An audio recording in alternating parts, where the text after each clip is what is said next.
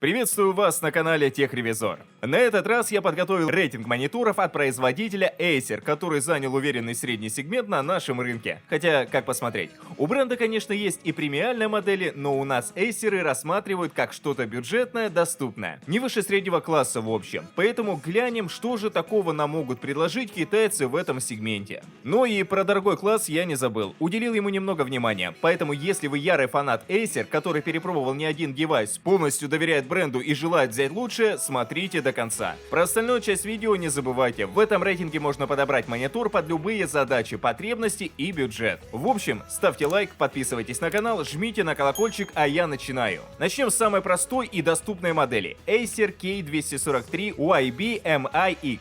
Индекс K в названии говорит о том, что эта модель создана для базовых задач домашнего или офисного пользования. Это же подтверждает и дизайн монитора. Довольно толстые рамки для 2023 года. Стандартная расцветка без всяких вставок красного цвета и практичная ножка. Хотя последняя далеко не маркер, но да ладно.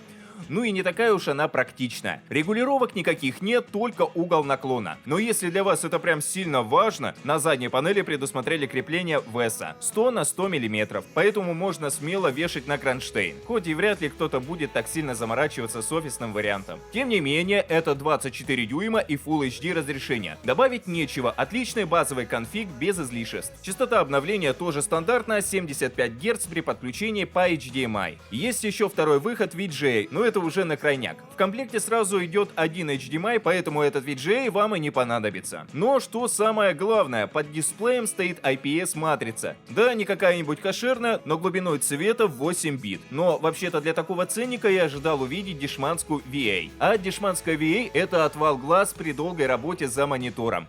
Именно из-за IPS я и добавил этот монитор в рейтинг. Да, на 5-е место. Но это полностью заслуженное 5-е место. Качественное изображение, которое не ребит, не мерцает и не искажает цвета. Главное, что глаза не устают даже после полноценного рабочего дня. Цвета передаются самые обычные. Не какие-то там супер насыщенные и контрастные, а вполне приемлемые для глаз. Конечно, для работы с графикой цветокором такое не подойдет. Потому что на вашем мониторе итоговая работа будет выглядеть так, а на каком-нибудь более дорогом с хорошей матрицей цвета будут совсем другие. Поэтому для работы с цветами нужен вариант получше. 4-ю строчку занимает Acer Nitro XV270UB. Хотя что уж, последующие мониторы все из этой линейки. И здесь сразу полностью меняется расклад по диагонали и разрешению. Теперь в распоряжении владельца 27 дюймов и 2560 на 1440 пикселей. И это настолько же отличный баланс, насколько и 24 дюйма Full HD. То есть картинка не кажется пиксельной, так как при 27 дюймах 1920 на 1080 не в каждом мониторе выглядит приемлемо. В нашем случае с плотностью пикселей нет вообще никаких проблем. 2К как-никак. Хотя уверен, что есть те, кому даже этого мало. Если вы один из них, просто продолжайте смотреть видео, для вас я тоже подобрал вариантик. Но пока об этом Acer. У него нет этих лютых 144 и 165 Гц. Привычные, приятные 75. Но главное, что качество картинки от этого не ухудшилось. Насыщенные и сочные цвета с высоким коэффициентом контрастности. Вот только засветы на темном у монитора приличные. Но в повседневном использовании без настырного выискивания вы их не будете замечать, поэтому переживать не о чем.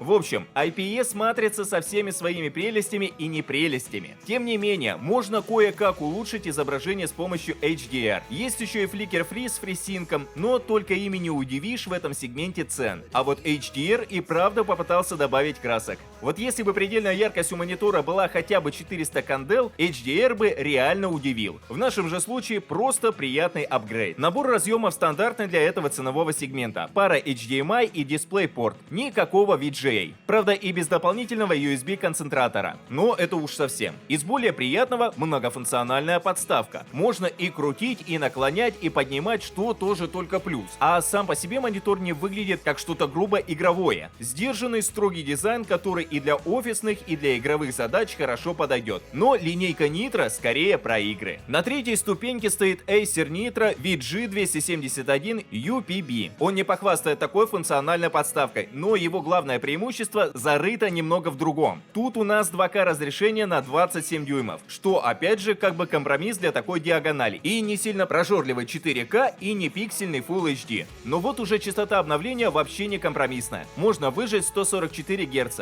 Вряд ли же вам в браузере или в Excel нужны эти 144 Гц, верно? А вот в игрушках это уже совсем другие ощущения. Не такие, что дают 60-75 Гц. Поэтому этот монитор я уверенно отнесу к игровому. А тем более с IPS-матрицей. Она классно передает цвета и наполняет их сочными тонами. Даже дизайнеры и монтажеры заценили качество матрицы. Однако не обошлось и без предательских засветов, которые хорошо видны на черном цвете. Но в остальном претензий никаких. Поэтому дальше все зависит от вашего выбора. Понравится итоговая картинка или нет. Не обошлось без фликера, фрисинка и HDR. Они уж точно только улучшат впечатление. Тем более, что максимальная яркость у монитора то, что нужно. Как раз 400 кандел. Поэтому HDR есть чем работать. Ну и продуманный дизайн, как в этом случае, заставит постоянно бросать взгляд на рабочее место. Ну, реально сложно не кинуть взгляд. Стильная безрамочная внешка с ножкой в темно-голубом цвете не делают монитор строго офисно-брутальным. Ближе к игровому, я бы сказал. На задней панели есть набор разъемов. DisplayPort, HDMI, мини-джек. Присутствуют и динамики. Но, как по мне, лучше бы была регулировка экрана более гибкая. Конечно, если вы прям сильно нуждаетесь в этом, можно закрепить на кронштейн. Веса на месте. Но, если не хочется возиться, зацените следующего участника. Серебро забирает Acer Nitro XV253QPB. Кстати говоря, он даже немного дешевле, чем прошлая позиция. Но это объясняется просто. Моник диагональю 24 дюйма и разрешением Full HD. То есть не из потолка взята цена. Ну и прелестная 144 Гц из коробки. И это при комплектном то HDMI. Даже DisplayPort не обязателен. И картинка у этого монитора классная. Яркая, насыщенная и четкая. Но даже засветов у нее можно сказать, что нет. Хотя, конечно, при пытливом выискивании в темноте на черном фоне можно заметить маленький glow-эффект. Но это мелочь, которая ну никак не видна при повседневной или игровой эксплуатации. Также это первый монитор в рейтинге, у которого есть G-Sync. А то все FreeSync да FreeSync для AMD-шников. Здесь про зеленых не забыли, поэтому и с видеокартой NVIDIA можно в удовольствие играть, не боясь разрывов. Но что мне больше всего понравилось в этом монике, так это дизайн. Посмотрите, какая у него нестандартная ножка. Тяжелая, металлическая, вселяющая уверенность. И она здесь не только лишь для красоты, но и для того, чтобы сделать вашу жизнь комфортнее. Это я о регулировке по высоте и повороту говорю. Поэтому кронштейн здесь совсем не обязателен, так как моник можно крутить, вертеть, как только вздумается. Но одновременно такая поставка создает и дискомфорт, сугубо из-за своих размеров. Занимает реально приличное место на столе. Поэтому будьте готовы идти либо на компромисс, либо в магазин за кронштейном. На первом месте расположился Acer Nitro XV322QKKV. Ну и лидерскую позицию занимает тоже серия Nitro. Разбирающиеся люди возгласят, почему хотя бы не Predator, но давайте посмотрим на ценники. Сравним характеристики Nitro и Predator и поймем, что сэкономить на каких-то мелочах несколько десятков тысяч рублей, а в некоторых случаях речь может пойти и о сотне, будет сильно приятнее. Мы ведь с вами не какие-нибудь эстеты, придирающиеся к каждой мелочи. Думаю, каждый найдет более грамотное применение паре сотен тысяч рублей, чем покупка монитора. Хотя в крайнем случае никто никого не отговаривает. Живем один раз, как говорится. Этот же монитор встречает нас своим огромным дисплеем на 32 дюйма. Нехилый телевизор получается. Это уже скорее монитор для игр на отдельном расстоянии. Где-нибудь на диване или на каком-нибудь пуфике с подключенной плойкой. Хотя и работать на таком вполне удобно.